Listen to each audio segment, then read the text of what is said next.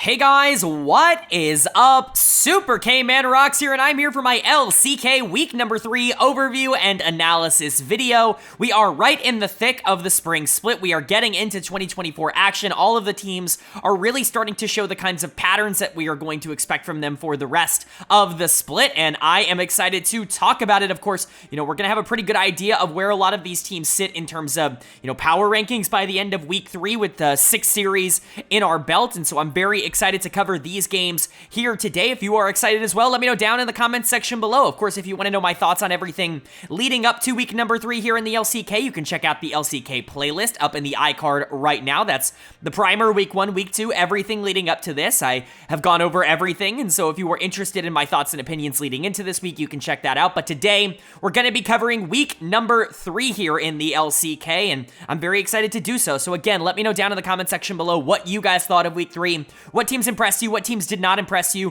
what teams are kind of maybe changing your expectations or your thoughts on them as we go further along throughout this split, both in a good and in a bad way. Would love to know everything that's kind of going through your heads when it comes to the LCK, but without further ado, let's jump right into it. If you are new here, what we're going to do is go series by series, talking about the advantages and the disadvantages that each team was able to generate. I'll be giving a player of the series and a dud of the series. For each individual series that we talk about at the end of the week, I will be giving a player of the week and a dud of the week to kind of tie everything into a nice, neat little bow. And of course, I will also be updating my LCK power rankings at the end of the week to kind of give an idea of where I think these teams are sitting moving forward. Spoiler alert, we very much have tiers in the LCK, as we typically do, where teams kind of fit into these weird little niches. I think it's top 3, I think it's next 3, and then I think it's bottom 4. I think that's really where we've kind of settled in, which is a nice spot to be in. I think that's pretty clean, pretty even, but before we jump into those power rankings, let's get into the analysis of week number 3, and we get to kick it off, of course, with day number 1, and we start day 1 with a very fun series that was very telling for me.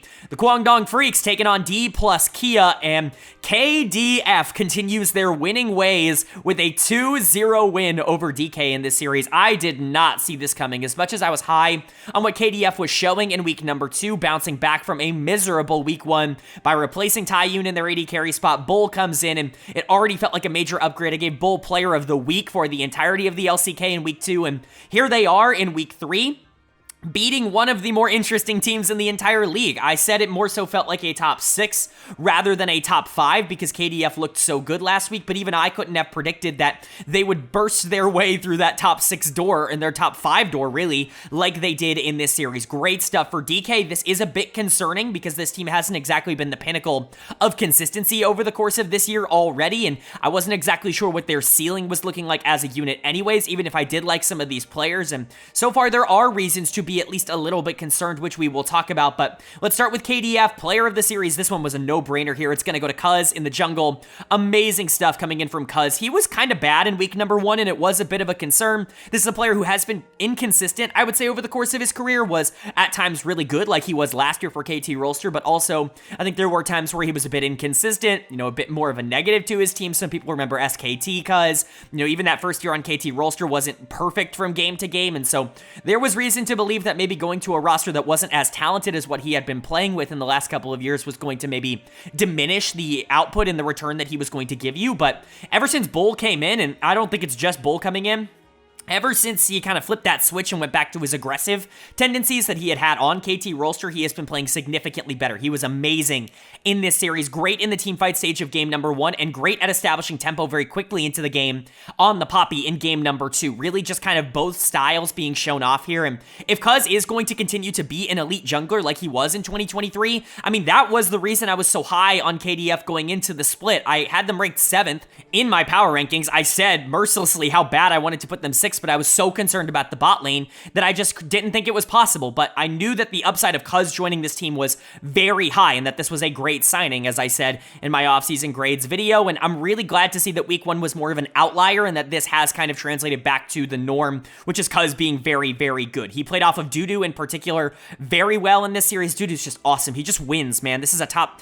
5-ish top laner in the world. He's been stuck on KDF for a long time, but this guy is amazing in this top lane role, and he continues continued to look great here on the Aatrox. Bulldog is very funny because he's just so inconsistent as a player. In game 1, he was the worst player in the game, and it wasn't particularly close. He almost cost KDF the entire game with his bad Taliyah positioning. And in game 2, he mega smurfed. He was amazing in that game, getting a lot of resources and dealing a lot of damage, shutting down the Tristana, making Kog'Maw unplayable in that second half. It's just very funny. I know he's 18, I know he's young, but he is a really volatile player. The game-to-game consistency is absolutely not there, but the upside very much continues to show itself. And what can I say about this bot lane? They look infinitely better as Bull and Ondil, as opposed to Taiyun and Ondil.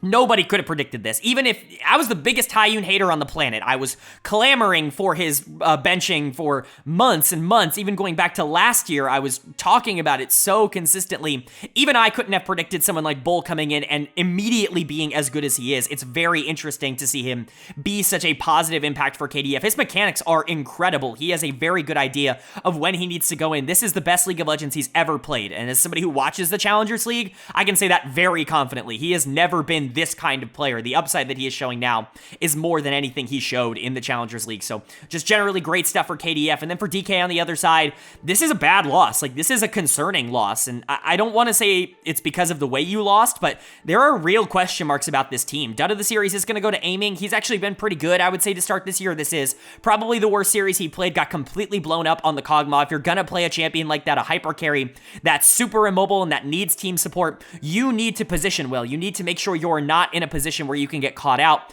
Aiming went back to some of his old tendencies, and shout out to Cuz, who did a really good job of taking advantage of that. Former teammates last year, perhaps he knew some of the weaknesses that Aiming had as a player and was able to capitalize on them. Either way, probably the worst series Aiming has had since he joined DK, but more concerning to me is Lucid in the jungle. Yes, he's not Dud of the series, but he's really not been all that good this year. I mean, he's had moments where he's looked all right, pairing up with Showmaker, where if Showmaker gets super fed, Lucid does a very good job of being able to enable Showmaker to carry games, but he doesn't win in isolation, which I think is pretty concerning. He was a very good player in the Challengers League. He is one of the players that I really expected to come in and actually translate to this league very well. I had him as my favorite for Rookie of the Year alongside Perfect, who, you know, those two I thought were really going to make a big impact, but Lucid has just not been that guy at this level yet. If this team actually wants to be good, Lucid has to be better because he has not been good enough at all yet. Kingen is just whatever on the top side. He's honestly regressed a lot from the last 2 years, in my opinion. Even on weak side, he's just losing isolated 1v1 in lane now, even in good matchups, and that's not good. Showmaker continues to be this team's best player. He continues to look really good even in this team's losses. He did this a lot last year, and people didn't necessarily talk about it because they were losing. I still think Showmaker is a very good player, but when your jungle is playing bad and when your bot laner is giving over free gold and when your top lane is losing, it's going to be hard to win that game no matter how well you play as the mid laner. So generally for DK, you just got to hope that this is an outlier. You got to hope that this team takes a little bit to build. If Lucid can get on the right track, I think that's the number one most important step towards this team actually being competitive. But right now, are they even a top 5 team? I don't know, because KDF might be that top 5 team. They're looking incredibly hot right now. I want to see what happens when they start going up against like the best teams in the league. Not because I think they're going to beat them, but because I want to see if they can hold their own or if this is sustainable. Because right now, obviously, momentum and confidence is through the roof. It's all going to be about if you can maintain that confidence and momentum, or if this is just kind of a flash in the pan that I guess we're going to figure out over the next couple weeks.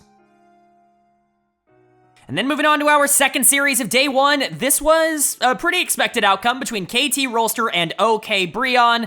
KT Rolster obviously picking up a win, but again, leaning back into my theory, my theorem, if you will, that KT Rolster is in for the DRX 2022 treatment of 2-0-0-2, 2-0-0-2 weeks. They were 2-0 in week 1, 0-2 in week 2. We are off to a good start here in week number 3, and Pioshik is certainly living up to that part of the back and forth that, you know, he brought to a lot of these teams, but I think really the bigger takeaway from this is Bro is awful. I mean, this team is bad. The management and the coaching staff is not doing them any favors at the current moment, not only in terms of drafts, but also in terms of personnel decisions with a new jungler coming in. Very strange decision here, but KT is going to be able to pick up a really easy 2-0 win, and we'll talk about that when we get to the bro section. But starting with KT Rolster, player of the series was actually kind of difficult. Whether you want to give this to Pioshik, whether you want to give this to Deft, whether you want to give this to Perfect on the top side, I think all of them really deserved it at certain points in the series. I'm going to give it to Deft in the AD carry role for 2 games of Senna. I know he didn't get a player of the game here, but he really deserved one. He was amazing across both of these games, and honestly, Deft has been a very interesting player at the start of this season. He's kind of adopted the DRX mentality funny that, honestly, he was the only player that didn't have that in 2022 when this team won, or when DRX won Worlds, you know, bringing over this core Pyosik and Beryl and Zeka and even Kingin. They would all flip games, like, super regularly. They would be super aggro, step up, and, you know, sometimes it would really work out, especially because they were just mechanically better than a lot of people, but sometimes it would cause them really big problems, like it did for Pyosik and Beryl for a lot of that season. But you know, Deft was always kind of the constant, the stable presence on the bot side of the map. That's not how he has played this season at all. He's been very volatile and he's been very aggressive, a lot more similar to what he was in 2023 for DK, but honestly, I would turn the dial even up a bit more. He's had more bad plays, but he's had more good plays as well, and, you know, with that aggressive tendency, that's how you get series like this on the Senna, where he's just stepping up and, quite frankly, just begging Envy or Effort to do anything to try and stop him, and they just can't. It just is, they're not good enough to even be able to be in the same vicinity, so credit to Deft. He was awesome here, but Pyosik, I thought was also really good. Going into a jungler making his LCK debut here in Void on the other side, he was really solid on the Vi. Really good stuff, especially in Game 2 where that tempo was insane. Perfect was awesome across this series, especially in Game number 1 on the Rumble, being able to get that solo kill on the Cassante. Really good stuff. I've criticized LCK and LPL players for how they play Rumble, where they really make him look like a balanced champion, and, you know, credit to them. Credit to Perfect, I should say. He really made that champion look as broken as I think he really is at the moment. BDD was good, Beryl was really good. KT just kind of dismantled Bro. This was not a particularly close series. This was not a particularly difficult one for them to win. But for Bro on the other side, this is as much of a disaster as I could have foretold. I honestly regret not putting them number 10 in my power rankings to start the year, because I was lower on them than I think everybody else, and this is the fruit of that labor. This is exactly what I was worried about. Don't really understand why you're making a change in the jungle. If there was one player who actually was kind of interesting on this team, it was Gideon in the jungle. He gets replaced here. Void comes in, or at least I presume it's pronounced Void. He used to be called Void as a jungler. He used to be just VOID, regular Void, but now it's Void backwards, except it's not, because first of all, obviously there's the extra D, but it's also Viod. The O and the I are backwards. I'm not sure if nobody's told him that, or if he did it on purpose, or what it is, but I mean, all-time confusing name in my opinion, in a good way. Like, I'm gonna talk about Void for a while, because this is hilarious that this is what he ended up going with, and truly I just like my headcanon of him not realizing that it's not Void backwards, that the O and the I are in wrong spaces. Either way, wasn't very good in his debut, took a lot of the wind out of the sails of Bro. They were able to generate some leads through Gideon's very good pathing in the early game in other parts of the year, but Void's just not as good as Gideon, and Pyosik very much took advantage of that, but the bottom side of this map continues to be really, really bad. Envy and Effort are miserable. Envy's gonna get done of the series. His positioning is awful. His aggressiveness is awful. It is crazy to me that you can go from Henna to a worse AD carry in the LCK. Like, I don't really get it. It's crazy to me you retained Effort in the support position here, who has been nothing but a bottom 1 support the last, like, 3 years in the LCK. Karis is just completely inept in the mid lane, has yet to win a laning phase this year, and just generally has like one good game every 10 games, and then even Morgan, who has generally been good, was bad in this series, getting absolutely outplayed by Perfect for both of these games. There's just no positives to Bro right now. This team is 1-10 in their first 5 series, and honestly, I'm even shocked they got that one win. Bro just looks bad. They look like a team that's not going to be able to win anything, and I think they pretty much sealed that when they took out their best player to put in another rookie who seems to be overmatched at this level. I don't really understand the direction that this org is going in. I don't think it's helping them right now, and I think it's very clear on the Rift that they are the worst team in the LCK, and I expect that to continue. But again, nice win for KT. They're on their way to that second 2-0 week here in week number 3. That would be good for them. It's not exactly the hardest week, which we will get into, but at the very least, they're taking care of business. Sometimes these players can be a bit feast or famine. They can flip games and be a little bit more inconsistent than you would like, but at least against teams like Bro, you're able to pick up that free space win. Then moving on to day number 2 here, and we kick day 2 off with a World Finals rematch from 2022, although not quite the same stakes here. We have T1 taking on DRX, and T1 predictably is going to be able to pick up the 2-0 win here. DRX has been a disaster this year for the most part. Basically, everything they tried to throw at the wall with this young roster has not come to fruition, and I'm going to be honest, basically ever since, like 2017, 2018 here in the LCK, these young rookie teams, they just don't work year one. I know we talk a lot about, Damwon looking so good and Sandbox looking so good in their first years, getting promoted, and even a team like Dynamics, when they got promoted and turned into Nongshim, they were pretty competent in their first couple of years, but ever since then, these all rookie, even like top tier rookies coming in from Challengers League, they just struggle to get off the ground, and we're seeing that even in good teams with situations like Lucid, where it's not exactly the easiest transition to make, and if you've got a team full of rookies, it can be pretty difficult, and that's what DRX is running into, similar to Nongshim last year. But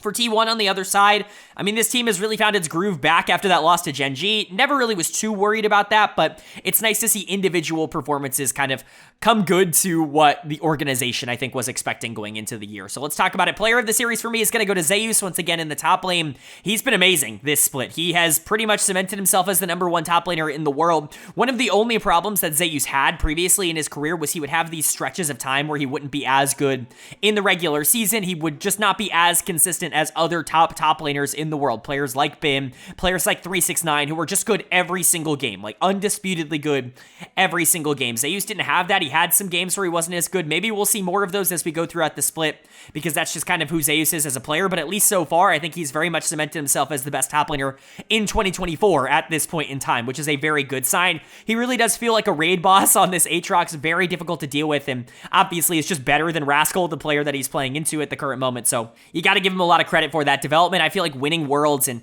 kind of getting over that hump, getting rid of whatever mental block he had. I know obviously he really had a big target on his back in terms of not being able to win in important situations, and he had spoken publicly about how much that affected him in those situations. I think to finally go out there and win Worlds, to win a big one, I think it's taken a lot of the weight off of his shoulders, and I think he can play a little bit more freely now, and I think that's the version of him that we are seeing right now in 2024. Also, really nice to see Faker continue to look good after week one. He was honestly not that great in week #1. He was definitely a little bit of a letdown, a little bit of a weaker week. Really nice to see week 2 be that start of the bounce back, and then so far in week 3, this is really good stuff. Really nice to see Faker get back into that groove. I wasn't concerned that it was going to last too long, but it's nice to see that week 1 was a bit more of an outlier rather than, kind of the trend. Nice to see the solo laner step up. Guma and Keria continue to just dominate on weak side.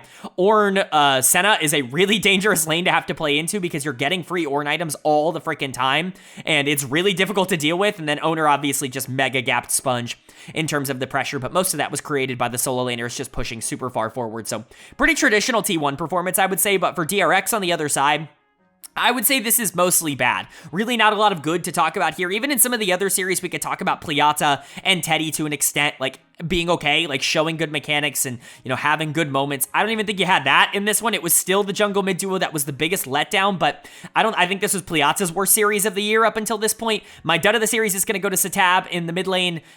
He's just not good, right? He's just not good enough. Faker really punished him a lot over the course of this series. The Corki in particular looked miserable in game #2, and Sponge just has negative pressure. His early game pathing is some of the worst that I've seen at the LCK level in a very long time. He is just not good enough to be able to survive here. You could say the same thing for Satab. In the mid lane, Rascal has been essentially irrelevant. This was probably one of his better series, and I hope that gives you an indicator to how bad Rascal has been to start 2024, but like I said, if Teddy and Pliata aren't winning, I don't really see how DRX even stands a chance in some of these series. They rely so much on this bot lane being a major positive for them that when Pliata is just having no pressure, having to play into Senna, Ornn as Xayah Rakan and just sit back and do nothing and lose, you're doomed. There is just nothing else that you can do. I'm not even the biggest Teddy fan, but if you are going to win games, it's probably going to be through setting up Teddy and putting him in a position where he has enough gold to be able to carry the team.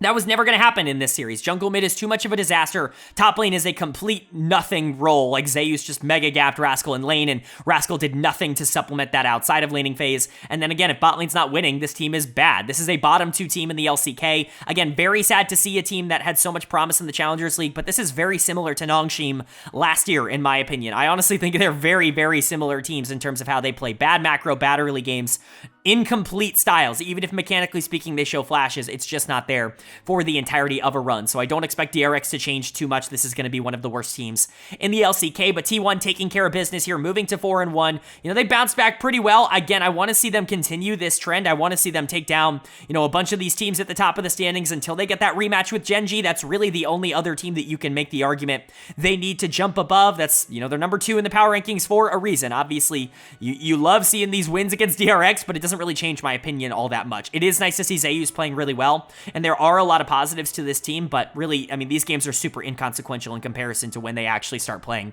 some of the better teams in the league.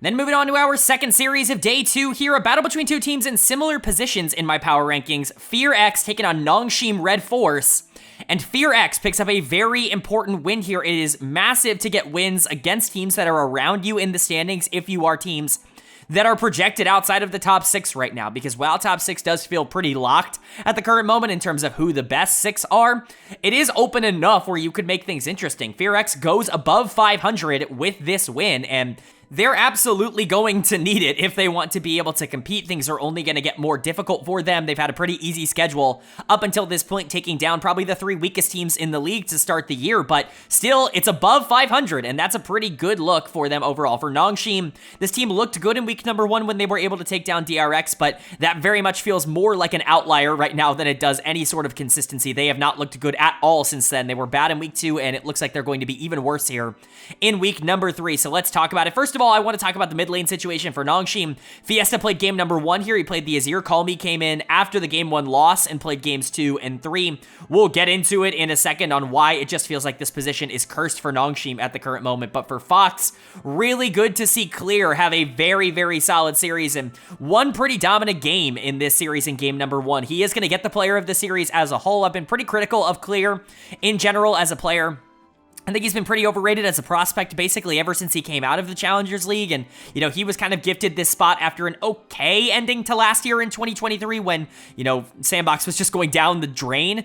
He has stepped in and been fine, I guess, but still to me was one of the weaker top laners in the league going into this year. In my opinion, playing the weakest top laner in the league, it is good to see him have that breakthrough performance. He also was a lot worse in game number 2, though. Still solid in game 3, but the winning game was game 1. That's why he is going to get player of the series. I think you could give it to Closer, the mid laner here for FearX, but again, he was also kind of a one-game wonder here with the Azir in game 3. That is always kind of what has separated him. He is a bit more of that melee assassin-oriented style. We saw the Aurelia in game 2, but things like the Akali and the Sylas have also been pretty highly prioritized by Closer throughout his career. But what has separated him from, you know, contemporaries that haven't exactly adapted more is that he is okay on Azir. He is competent on that champion, and he looked really good in game 3. He was playing against a mid lane position that is just an utter disaster for NS, but he still looked good in this series, so Clear and Closer definitely stepping up, looking nice. Henna and Execute, I think, were fine. Execute was really good in their wins, but man, was he miserable in game 2 on the Rakan. If they lost this series, he absolutely would have been done of this series because of just how poor those Rakan engages were in game number 2, but generally it ended up not mattering because the TK in game 3 was a lot better, but you know, FearX looks fine. Again, I just don't feel all that excited about this team. Even their wins against bad teams don't necessarily feel great. Like when they beat Bro, when they beat DRX, it didn't necessarily feel great. Now they're beating NS, and it still doesn't feel great. It feels more like NS making mistakes than FearX actually being a good team, and I think that's something that I would expect to continue throughout the rest of the season for them. But for NS on the other side, this team just has a black hole in the mid lane, and there's really no other way to say it. Dud of the series is going to go to Call Me. Played the final 2 games. Yes, he was a part of the win in game 2, but he didn't play particularly well in game 2, and he did get completely run over in game number 3. He just feels out of his depth right now at the LCK level, which is frustrating, and I do see a lot of revisionist history happening. You know, a lot of people who are like, oh, he's always been overrated. You know, he was never that good of a prospect. People just wanted somebody to hype up, and he's just a placeholder for, you know, the other insert 16 or 17-year-old, you know, Challengers League mid lane stars.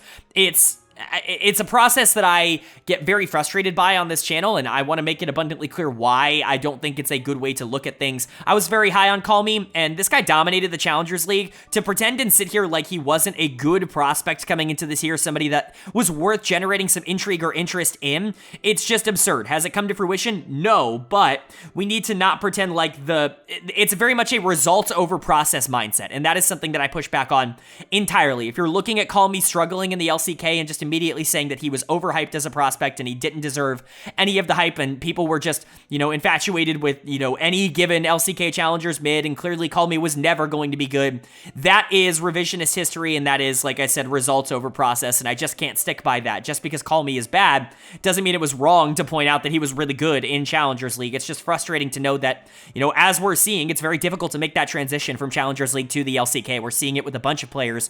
Everybody on DRX, Lucid on DK. It's just not been a very good year for Challengers League players trying to translate, but Call Me was miserable here, and he has been very bad. It is definitely worth noting that he has been just as bad as Fiesta was last year for this team, and as bad as Fiesta was in game number 1. Like, it just feels like this position is doomed for this team. Peter was really good in game 2 on the Tom Kench, but once again, was really bad on the Rakan in game 3. Rakan was a bit cursed in these 3 games. Very funny to see that. Sylvie was actually played probably his best games of the year here on the Viego in game 2. Was able to get resets, was actually able to do something in fights, but it ended up not mattering. Din was good in game 2, but got destroyed in game number 1 on the Aatrox, and the Yone had no pressure in game 3. There are positives to take away, I guess, for Nongshim, but again, these are the 2 teams that are probably in the middle here. It's probably, 7-8 for both of these teams, but Fox kind of taking that 7 spot with this win. I think this team is fine. I don't think they're great. Same thing with Nongshim. I think they're going to be able to make some series interesting because I like Jiwoo, and Peter can have moments, and Din can have moments, and it's nice to see Sylvie actually perform at this level, but neither of these teams really impressed me all that much and really separated themselves. Fox has a ridiculously difficult schedule coming up through the next 4 weeks where they don't play any team outside of the top 6, and so, I don't expect things to get easier for them, but at least for now, they look like the clear-cut best of the non-playoff teams, if you will. And now moving on to the middle of the week with day number 3, we get to kick it off with 2 teams who are pretty hot right now. Gen.G taking on the Kwangdong Freecs, and Gen.G is going to pick up the 2-0 win here. They're going to stay undefeated in terms of series score on the year. KDF's hot streak in the 3-game win streak comes to an end here, or 3-series win streak, I should say, comes to an end here. Not a particularly surprising outcome, but Gen.G proving that no matter how big and hot your momentum is at any given moment, they are still the final bosses right now of the LCK, and they went out and proved that again here. I still think KDF did some good things in this series that I want to praise, but, Gen.G is the best team in the LCK at the current moment, and they proved it again here. Top side of this map is going ridiculous. Player of the series was very difficult to decide between in this series because the Cassante in game 1 was dominant. I mean, it completely destroyed Dudu, who is a good top laner. Keen is just on a monster spree. He has been since basically all of last year, and it's really fun to watch. But player of the series for me is going to go to Canyon in the jungle. It felt like he was the most consistent across both games. He dominated game number 2, and he still was very valuable in game 1. As engagers, this was something that people were criticizing him for a lot last year, me included. It never really felt like he was all that comfortable on these champions that are a little bit tankier, a little bit slower, but a little bit more team fight oriented, wanting to set up for their laners, not necessarily champions that want to snowball the game out of control. That was always something that Canyon was really good at, but being a little bit more macro focused, being a little bit more lane focused and team fight oriented, I think is something that has come a little bit less naturally to Canyon, but it's something he has clearly picked up on something with in the offseason because he was amazing on these 2 in this series. It was a jungle Canyon. I mean, the phrase was very accurate in this series in particular. We'll get to Cuz when we talk about it, but it certainly was not a continuation of his form in this series. Canyon was amazing, and if he is going to continue to be great on these more facilitative type of junglers, he was already one of the best in the world at the carry style of junglers. If he's going to be this good, on the facilitative ones, then he's back. Like, Canyon is fully back after what was probably the worst year of his career last year. And then Keen in the top lane, 13-0-14 through 2 games, most of that coming in game number 1 on the Cassante, but he still was super good on the Udyr in game 2. Just a very valuable weak side tank player in the top lane. I say weak side, he didn't get a lot of resources, but man, that Cassante in the team fights in game number 1 was just absolutely steamrolling anybody that he went up against. Great laning phases, great team fighting. Keen is arguably the second best top laner in the world right now. I mean, him and Zeus are both performing fantastically. Bin has taken a much smaller role on BLG with Knight there now and hasn't exactly shined in the same way. 369 really hasn't shined in the same way to start this year. Keen is absolutely in that conversation, just as he was last year, and so really nice to see him continue to look great for Gen.G. I was curious to see what role he would play, but he's a phenomenal tank player, and he continues to look amazing even on picks that wouldn't necessarily be considered carry picks. Chovy's amazing.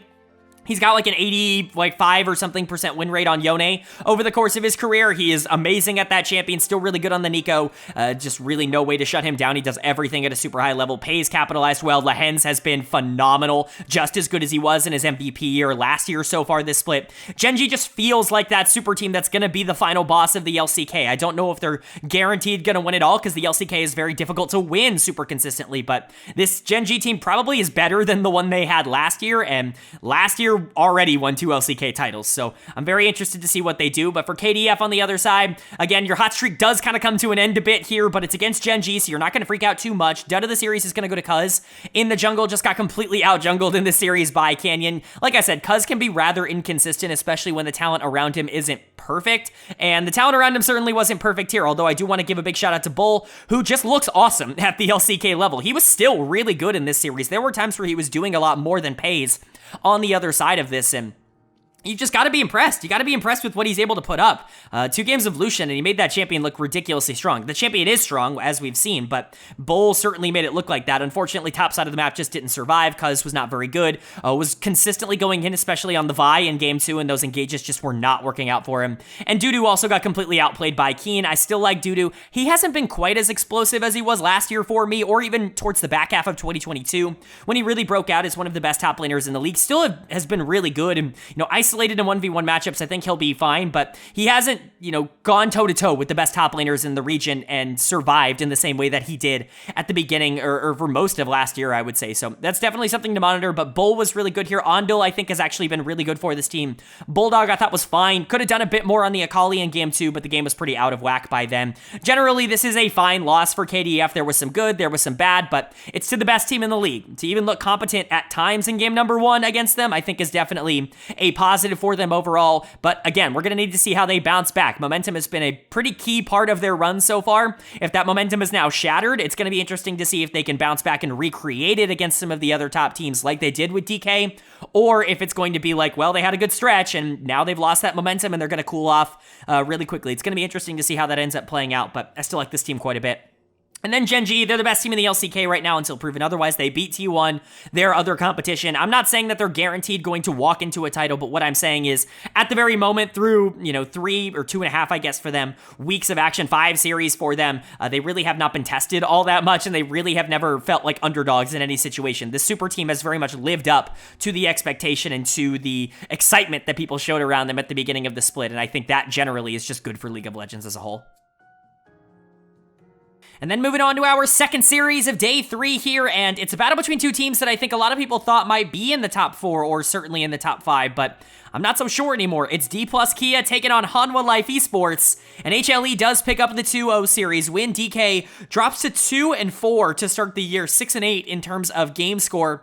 Really not what they were looking for. This was not a good week for DK. I know it was a little bit tough, but that loss to the Kwangdong Freecs is really going to hurt them here, because Hanwha very much takes care of business. They do what they should do, and they come out and they play really well in a series like this, as they absolutely should, but DK is very much on the ropes right now. This is not a team that's looking particularly good at the moment. Even after a much needed, I guess, solid week in week 2, most people would look back at their week last week and say that they did pretty well. It is not translated to week 3. This has been a pretty stark departure, I would say, from their form that they were showing at least last week. But for Hanwha, this was a very good win. Player of the series for me is going to go to Viper in the bot lane. I think you could also give this to Peanut in the jungle. Both of them were phenomenal. It really should go to one of them, but Viper continues to look amazing. He's just so consistent. I know I talk about consistency a lot on this channel, and I know some people get on me for criticizing people who are inconsistent and valuing consistency so much higher than maybe like mechanical upside in certain circumstances, but it's because of situations like this where you really know what you're going to get out of this bot lane on a game-to-game basis. No matter what Zeka offers in the mid lane, which was fine this series. He was pretty good. Even on the Corki that he notoriously is supposedly supposed to be really bad at, he was fine in this series, just a little bit aggressive. And then even when Doran's not having the best teamfight stage of his entire career, you know that Viper is going to be very good in this stage. You know he's going to be able to take over on things like Lucian. You're not worried about him not knowing the power spikes or the ways to get that champion unlocked in the ways that other players haven't been been able to do. He's just awesome. Now, does he have the highest ceiling of any AD carry? Honestly, to me right now, no. I think there are some ADCs over in the LPL that on a game-to-game basis might give you a bit more, but certainly I don't think there's anybody, maybe other than Ruler, with a higher floor in the world in terms of that position than Viper, and that's just such a valuable trait to have for Hanwha. It's why he's continued to come in as my number one AD carry. Delight looks great in this system. Him and Viper have great chemistry together. Delight looks fantastic. People criticize me for putting him at number 3 in terms of my support rankings. I don't know, man. Like, all 3 of the top 3 supports have been phenomenal. I mean, Carry has been great, Lahens has been phenomenal, and Delight has been phenomenal. All 3 of them have been elite-level players, but that does include Delight for sure. Peanut continues to be great. I mean, this guy is great everywhere he has gone. He is an amazing player, and he will continue to be disrespected by most of the community. Peanut is a top 5-ish player in the world, and he has been for 3 years in a row now. I don't know what else I can tell you. Zeka's going to get a lot of flack because he played Corki, but he was fine in that game too. And Doran, while he was the better top laner for sure in this series, definitely could have team fought a bit better on the Jax towards the back half of game 2, but that's just nitpicking. Overall, Hanwha did everything they were supposed to. They played pretty clean, pretty simple, and they were able to coast their way to a couple of victories without really having to exert themselves all that much, playing through Viper and playing through Peanut. And then for DK on the other side, like I said, this is not very good. You're concerned. You're worried a bit about this team because 2-4 is not a good start. Now, some of those losses are to good teams. Basically, all those losses are to good teams. They've lost to KT, they've lost to Hanwha Life, they've lost to Gen.G. Like, this is not the worst case scenario, but the loss to KDF, I think, is a bit concerning. And the fact that there are certain players that just aren't playing well right now, like, that is more concerning to me. Kellen's gonna get done of the series here. I think for the most part, he's actually been fine this season. He certainly hasn't been DK's biggest problem. Him and Aiming were good through the first 2 weeks, but, you know, they were significantly worse here in week 3. This was the worst week that they had as a duo, and I just can't overlook game number 1 on the Nautilus, even if the Ashe was better in game 2. Kingen has been really bad in the top lane for this team. He has actually been one of the weaker top laners in the LCK. Top lane's just generally a really strong role, and Kingen has not lived up to the billing right now. People were talking about why they didn't just promote both Lucid and Thanatos at the start of the season. That is definitely more of a question mark now that they brought Kingen in for stability, and he has really not been stable at all on the top side of the map, and then Lucid has just not been good enough. There really is no other way to put it. His scoreline looks fine, but he played a lot worse than his scoreline. I very much considered him for dead of the series here.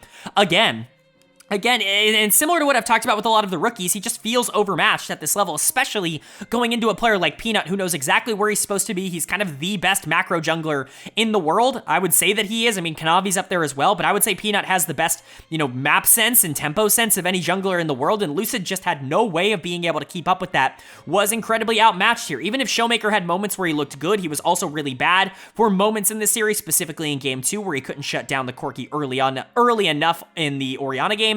And then Aiming, I thought, was fine, but he was really bad earlier in the week. This DK team is very concerning in their current state. If they play like this for the rest of the year, this is not going to be a team that even remotely tries to get to Worlds. And I think that would be disappointing for an organization that has basically gone every single year since they've, you know, really broken out. And so, you know, I am concerned about DK. This is a top 6 team, but like, that's it right now. It was top 6, I think, is as high as you can go. And then for HLE, this is a nice bounce back after obviously that really rough loss to T1 at the end of last week. It's T1, you're not freaking out too much, but again, the consistency of this team, I think, will be really high. I think they're going to continue to be threats. Is their ceiling as high as Gen.G and T1? Maybe not, but to me, they very clearly come in at the number 3 spot in the power rankings, and this is just another win that kind of confirms that for me.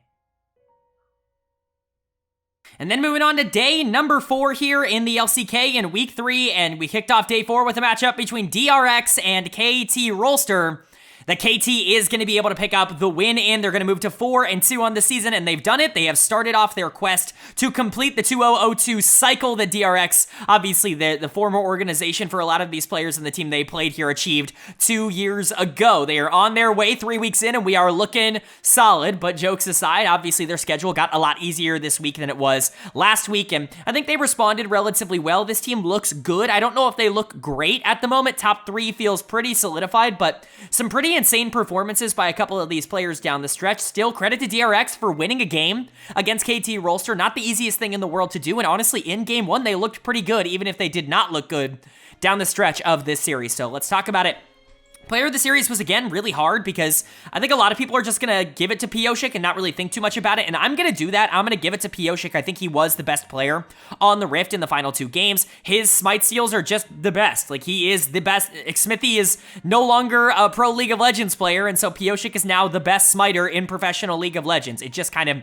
is what it is. He is so good at doing that, mostly on aggressive champions with good mobility options like the Lee Sin, like the Viego, as we saw towards the back half of the series, but he also does a ton of good stuff in terms of being able to control the map, was really doing a great job setting up the Orianna in particular in that 3rd and final game, so I just want to give him a lot of credit. He doesn't always have to be the primary carry, he doesn't always have to be the one picking up the kills in order for him to feel super relevant as a player. This was one of his good weeks now.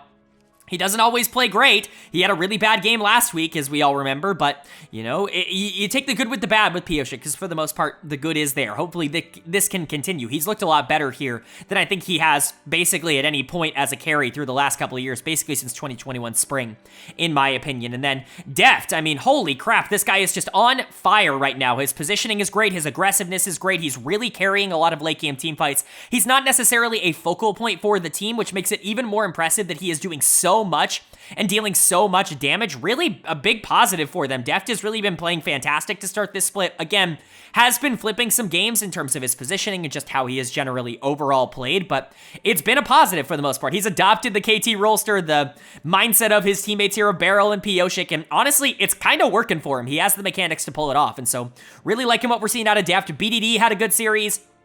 I do want to say, Beryl tried his best to throw down the stretch here on the Milio. Really not a good end of the series here for Beryl. This happens every once in a while where he clearly just loses focus the longer a series goes. This really only happens in the regular season, as I've talked about, where he's obviously great in long-form series, you know, at Worlds or in the playoffs or things like that. But you get to Game 3 on a regular, you know, Friday night, Saturday afternoon here in Korea, and he's just not as locked in as he would be in other circumstances, and we kind of saw that down the stretch, just making some boneheaded decisions in some team fights, but you take it just because he's Beryl, and obviously he makes the team better with his shot calling, and people really like playing with him, and so, you know, I get it. BDD was good, like I said, Perfect was fine, but generally this was Pyosik and Deft, once again, looking really, really good for KT. They have been the carries for this team at the start of the year, and that's fun to say. And then for DRX on the other side, I feel really bad saying this, but Sponge is going to get my dead of the series.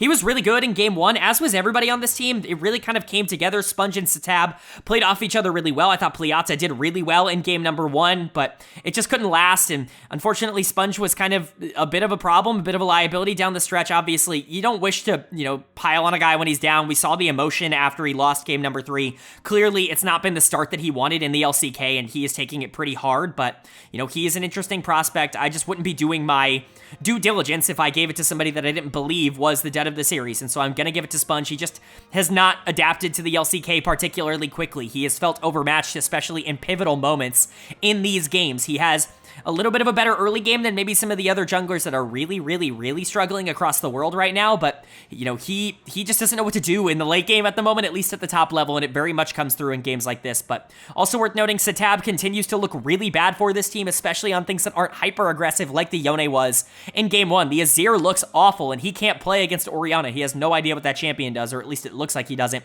Rascal has been one of the worst top laners in the LCK for a second year in a row. Can't wait to see how people continue to defend him on Reddit. And then Teddy and Pliata are whatever, right? Pliata's a good player, Teddy's fine, and Senna was doing a ton of damage down the stretch of these games, but it just was never going to be enough for them to be able to win, especially if they weren't able to, you know, actually get any objectives. And so it's unfortunate, but there are some positives I think to take from this. DRX has actually looked relatively competent even in their losses. They pick up games here and there, and I think that's a good sign. They've honestly looked better than a team like Nongshim over the past 2 weeks, even if their record isn't quite as good, and I think that that is a testament to their resilience. They're just not able to close games out, and they're not able to close series out. Their weaknesses are being exposed a little bit more than other teams around them, and I think that's going to be their downfall. I don't think this team is going to win this year, but I think that's okay. Figure out what you've got and figure out what you don't, and let these players grow together. And then for KT, this is a good team. Are they a great team? Again, I just need to see the consistency. Going 0-2 last week was certainly disappointing, but it also was a very difficult week in terms of their schedule. If they can actually break the curse in week 4 and actually come out and win a game or win 2 series and look really good and start the season like 6-2, yeah, I'm going to start considering them among the upper echelon. But right now, it feels like a top 3, and KT is like the one team that's sitting just outside that upper echelon. And then moving on to our second series of day 4 here, our second of the first weekend days, and it was a top versus bottom of the table clash between OK BRION and T1. The T1, of course, is able to take care of business, and they're not the type to lose to bad teams in the same way that we see Damwon of 2020 randomly lose to bad teams, or even Gen.G at times in the modern day lose to bad teams. This is just a genuinely consistent T1 team. The only team that they lose to is Gen.G, as we all know, and so, really nice to see them be able to pick up this win. Credit to Bro, they finally made some changes. Not only is Gideon back in the jungle, because of course he should be. Shout out to Void. I don't think he's like a miserable prospect, but Gideon deserves to be in this lineup from how he played at the beginning of this split, but their bot lane is changed. Envy down, Effort down, Samver and Polu are in. I believe that's how you say their names.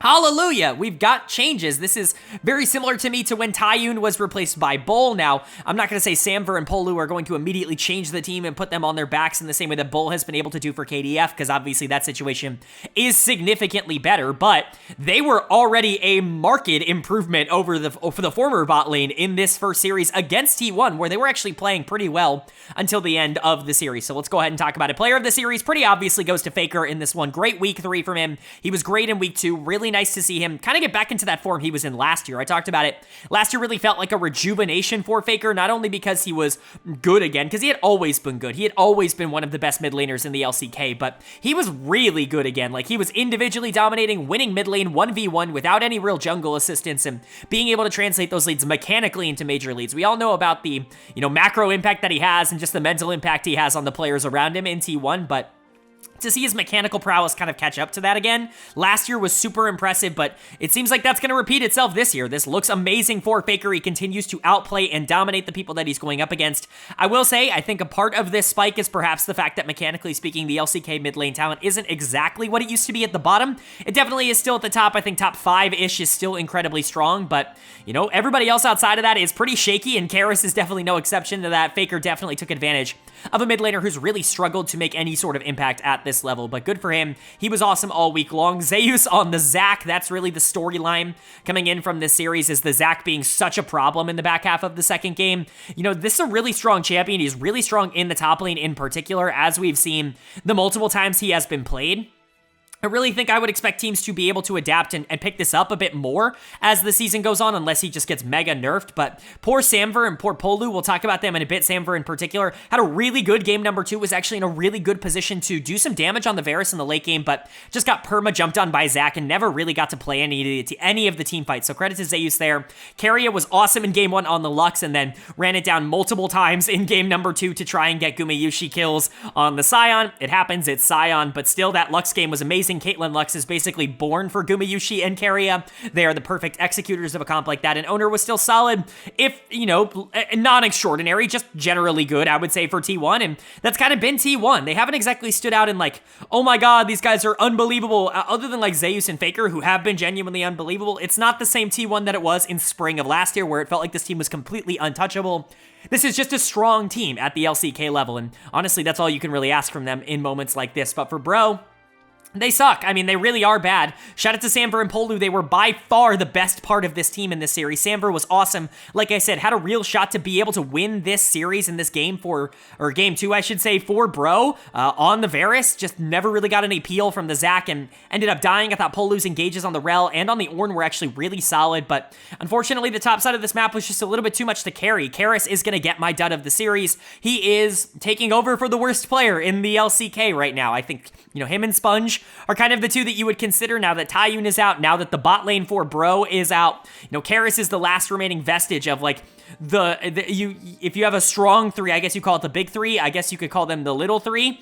That feels very insulting, but just for lack of a better term, Karis is the last of those 3 to remain on this team in the LCK, and he continues to look like a pretty major liability. He got destroyed by Faker in this matchup, and he just doesn't seem like he is good enough to play at this level. Again, I don't mean to be rude about it or anything like that, but there is a major talent problem here. I like Gideon back in, but I would perhaps, try to find anything else in the mid lane at this point, because it's already already worked for every team that's gone that direction in the bot lane. Maybe it works in the mid lane as well. I think it's at least worth an option. I do think bot laners are a bit stronger right now than mid laners in the Challengers League, but it's certainly something worth worth keeping in mind, because Karras is just not good enough to play at this level. He has proven that over the course of the last 3 years.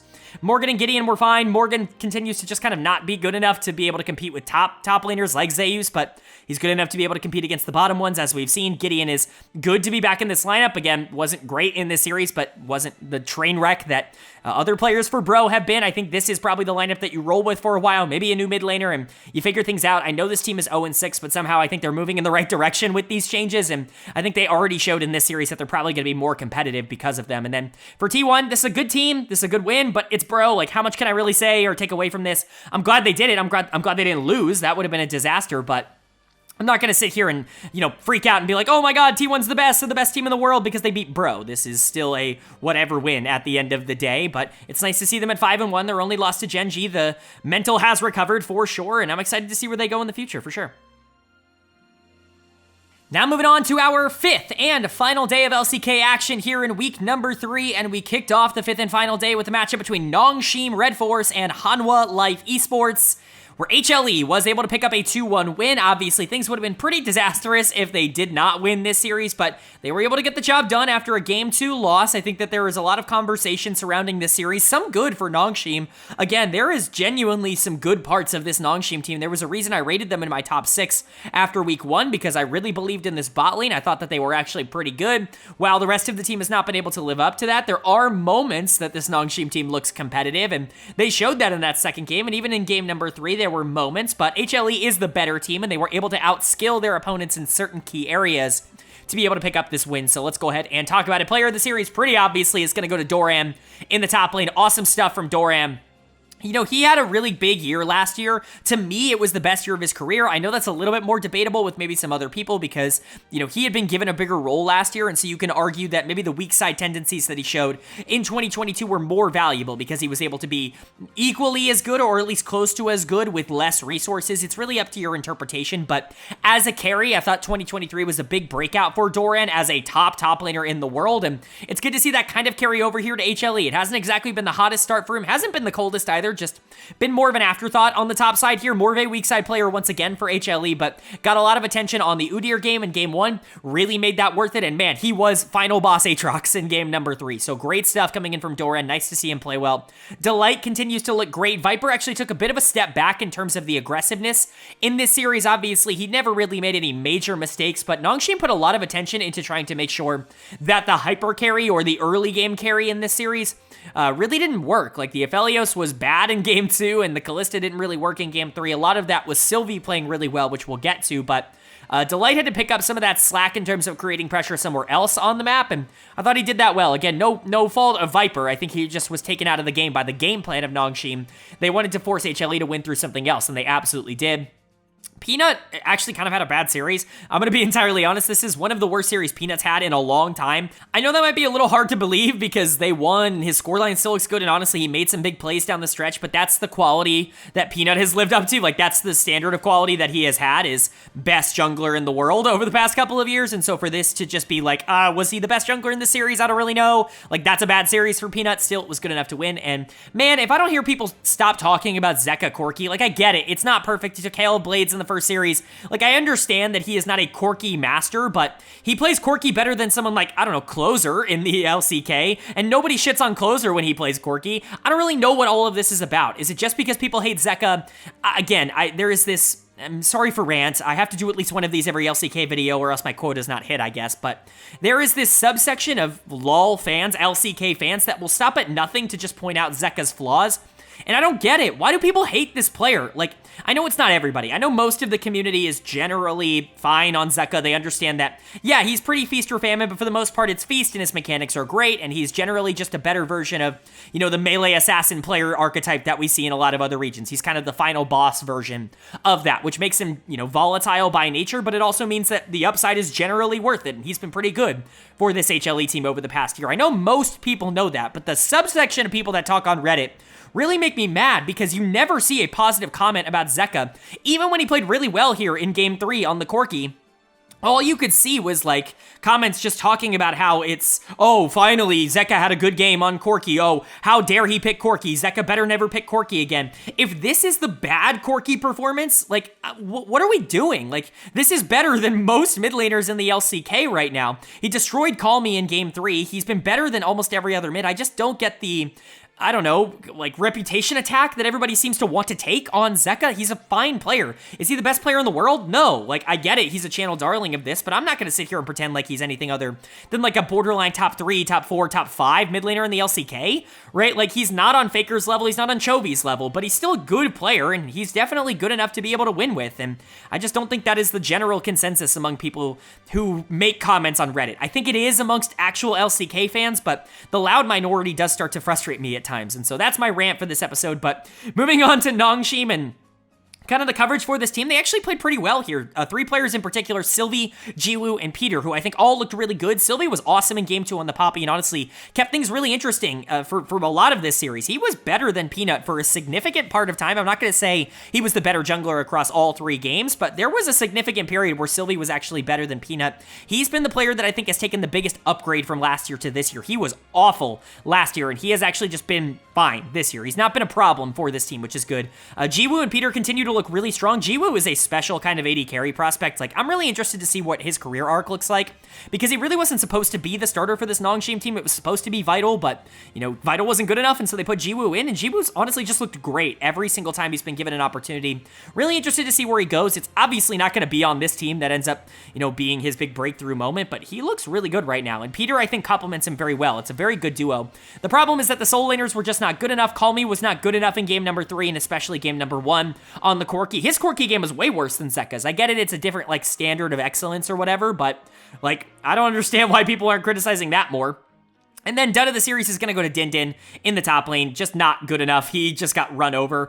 He tried to pull off the Zeus Yone into Aatrox matchup, and he's not Zeus. The Yone looked really miserable in game 3, so he's going to get dud of the series after a decent start, I would say. That series against DRX was pretty positive for him generally.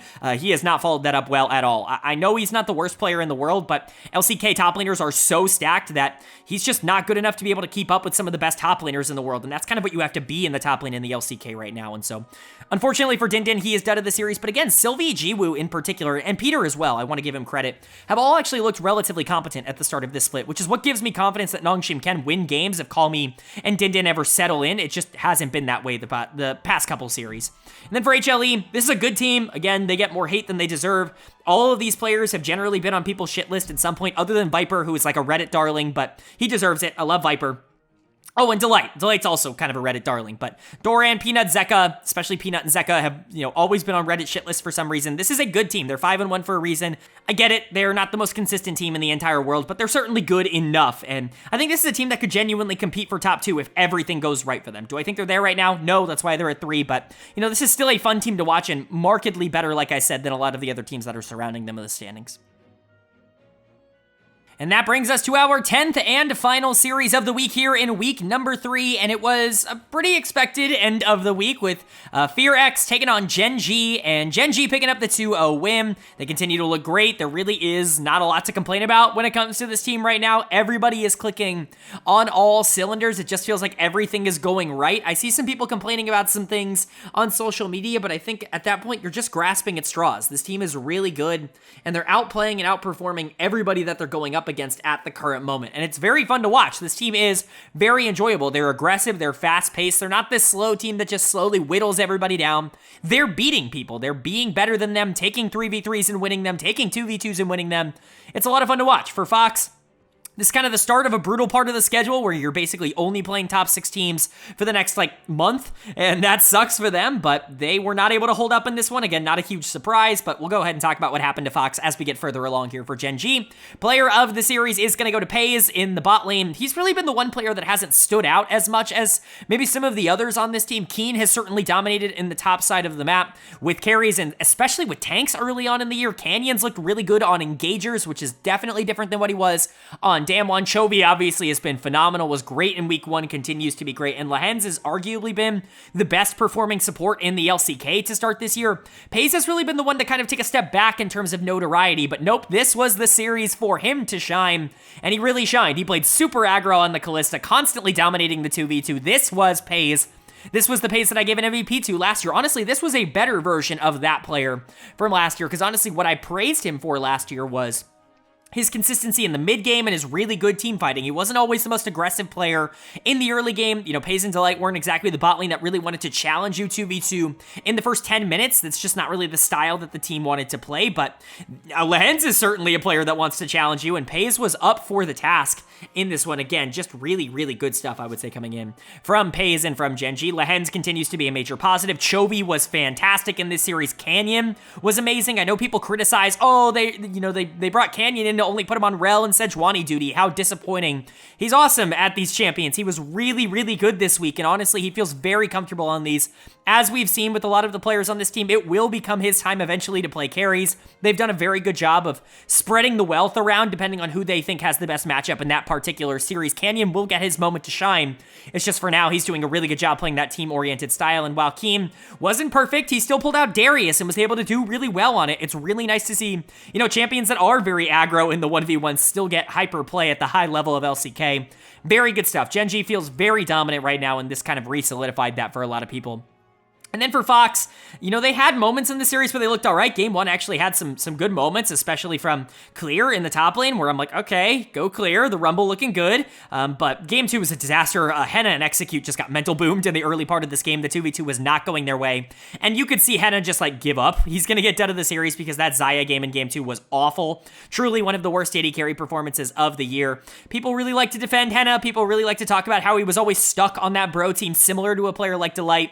I do not think it's the same thing. Henna goes over to this Fox team and really kind of downgrades almost in terms of where he is at in the AD carry rankings. We're seeing some good young AD carries, players like Bull obviously stepping up, players like Jiwoo stepping up, and they're kind of passing Henna on these rankings, who is just falling further and further down in the pecking order. Wouldn't be surprised if by the end of the year, of the remaining starters in the LCK, he is the worst starting AD carry. I think that's definitely possible, but I'm really out on Henna. Executes just whatever. He really has not been all that consistent since joining the LCK. You can tell he's trying, but it's not really working right now, which is definitely frustrating. Closer is just not nearly as good as everyone wants to think he is. Willer got outplayed in this series, and like I said, Clear had some good moments in game number 1, but Fox just felt overmatched, and I hate to say it, but that's probably what Fox fans are going to come to expect over the next couple of weeks, where things are just not going their way on the Rift. I mean, this is an okay team, a team that's probably around number 7 in the power rankings. You know, they're probably better than the bottom 3 teams, but they're probably worse than the top 6, and that puts them in this weird spot where when they play good teams, they don't necessarily look good, but they're going to have those moments where they do look good. They've already had a lot of them in the spring split. It'll be interesting to see how they handle this stretch, but for now, I would expect things to get worse in a hurry for Fox, even if the talent of this team doesn't change.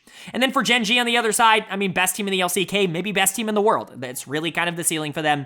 Like I said, it's really 3 teams right now. It's Gen.G, it's Bilibili, and it's JD Gaming that are competing for that. T1 will be in that conversation. They just lost to Gen.G. They're the only one of these teams to have lost so far over the course of this year. I imagine it will be kind of a 4-horse race at the top of the standings between those 4 globally, and Gen.G right now might even be leading all of them. This feels like such a complete super team. All 5 members have been stars to start the year, with all given a chance to shine at different points. I'm really happy with what Gen.G has been able to do at the start of this year, and all we can hope for is that they're going to be able to keep it up all year long. Alright, but that is going to do it for my LCK Week 3 overview and analysis video here in the spring split. Up on the screen right now, you can see the updated LCK standings after 3 weeks of action. No ties actually to talk about, and so we do have 1 to 10 in terms of our rankings, which is good to see when you separate at least game score within it. Of course, next to the standings, next to the teams on the right, you can see a couple of columns. The first one that says power rank, that's my personal power ranking of these teams from number 1 to number 10, where I personally think they land again after 3 weeks of action. The second column is change, how they have changed from last week to this week. We can go over the risers and the fallers. Now, top 4 is going to stay the same. Gen.G, T1, HLE, KT. They're the top 4 teams in the LCK right now. That feels pretty obvious. Maybe you could move them around in certain orders, but right now this feels like the obvious answer for where these teams are going to be located. This is where I had them after week number 1. It's where I had them after week number 2. It's where I'm going to have them after week number 3. These are the top 4 teams. But there is movement in the top 6 because KDF jumping up to number 5 after their win over DK. They were the better team, and they look like the better team right now. This has more to do with DK feeling very inconsistent than it does with KDF genuinely feeling like a top 5 team, but DK's not in the playoffs right now through 3 weeks of action. That's a disaster. They are number 7 in the power rank, or in the actual standings, number 6 in the power rankings at 2 and 4. Really not good. Fox is going to jump up to 7 with their win over Nongji. Nongji moves down to 8. Because of that, I don't think these teams are super far apart, but Fox was better than them when they played, and so I have to put them ahead. But again, it very much feels like a bottom 3 of Nongji, DRX, and Bro, a top 6 of all the playoff teams, and Fox just kind of stuck in the middle. Not really good enough to compete with the top 6, but 2, not good to compete with the bottom, or better, I should say, to compete with the bottom 3. So definitely kind of interesting, but let me know if you guys disagree. This feels pretty locked in and concrete for me right now, so I'd be interested to hear some different thoughts down in the comments if you have them. But let's go ahead and move on to player of the week and dud of the week.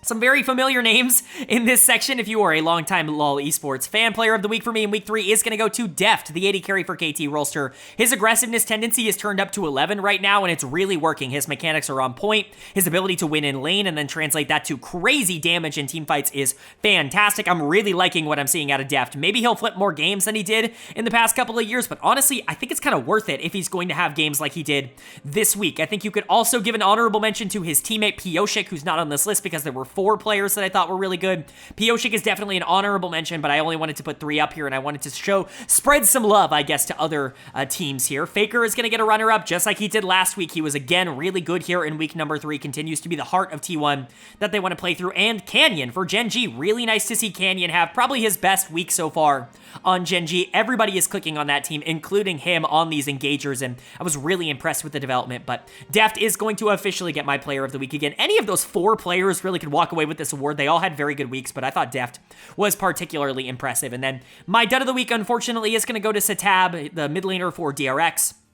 Just didn't really like what I saw out of him. He feels very outmatched at this level, similar to a lot of the other mid laners that I've criticized, like Calmy, like Fiesta, like Karis. Satab is really not adjusted, I would say, to the LCK as quickly as you would have liked. Maybe this could be Sponge, his teammate. There were a lot of players that did not play well in the LCK this week. This could be Lucid as well. Certainly considered him. There were a lot of different options, I think, for this dud of the week, but I think Satab was probably the one that I was leaning towards here, and so he is unfortunately going to get dud of the week for week number 3, but that is going to do it. If you enjoyed, let me know down in the comment section below and leave a like on this video. It really does mean a lot. Lets me know you guys are enjoying the content, and it does help get this video out to a lot more people, which I'm always very appreciative of. If you're new here, hit the subscribe button. We don't only cover the LCK every single week on this channel. We cover all 4 of the major regions, the LCS, LEC, LCK, and the LPL, as well as the NACL Tier 2 in North America every single week on this channel. So if you want a comprehensive overview of everything going on in LoL Esports, this is the place for it. Hit that subscribe button and hit that bell so you can be notified when those videos do go live. But of course,